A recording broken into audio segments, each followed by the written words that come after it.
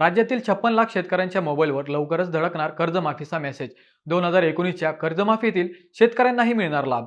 राज्यातील लाखो शेतकऱ्यांसाठी दिलासादायक बातमी समोर आली आहे. जर तुम्ही कर्जमाफीच्या प्रतीक्षेत असाल तर पुढील काही दिवस तुमच्यासाठी महत्त्वाचे ठरू शकतात. राज्य सरकारने शेतकरी कर्जमाफीची प्रक्रिया वेगाने सुरू असल्याची माहिती दिली आहे. जून अखेरीस किंवा जुलैच्या पहिल्या आठवड्यापर्यंत बहुतांश प्रक्रिया पूर्ण होण्याची शक्यता व्यक्त करण्यात आली आहे. या योजनेचा लाभ सुमारे 56 लाख पात्र शेतकऱ्यांना मिळणार असल्याचे सांगितले जात आहे. या योजनेअंतर्गत 2 लाख रुपयांपर्यंतचे पीक कर्ज माफ करण्यात येणार आहे.